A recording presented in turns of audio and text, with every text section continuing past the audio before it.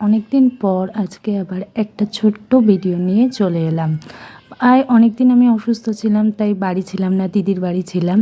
আজকে ভাবলাম ভালো দিন আছে, রথ আজ থেকে আবার যে আমার ছোট্ট চ্যানেলটা আছে তার জন্য একটু কিছু ভিডিও বানাই। সকালবেলা আজকে যেহেতু বৃহস্পতিবার পুজো দিলাম, রথে আছে আজকে, দুটো শুভ দিন থেকে আজকে ভিডিও করা শুরু করলাম। আর এইখানে দেখো পুজো দিয়ে এসে মা আমাকে এখানে বিট, আমলা, তারপর ওর মধ্যে চিয়ার সিড সব দিয়ে একটা রস বানিয়ে দিয়েছে।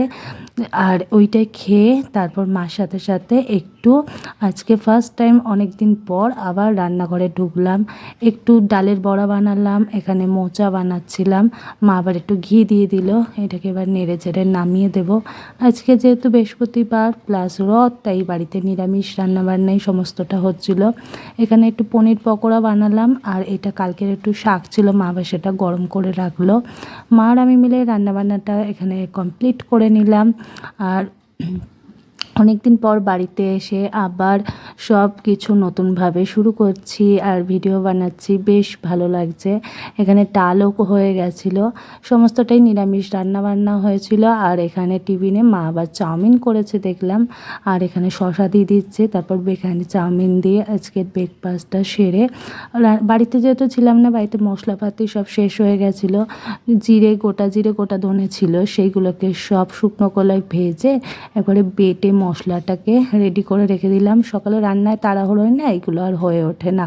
আজকে ভাবলাম গপুকে একটু ভোগ রেঁধে দিই, যেহেতু রান্নাঘরে ঢুকেছি আর শরীরটা এখন বেশ ভালোই আছে, তাই গপুর জন্য আজকে একটুখানি পায়েস বানালাম।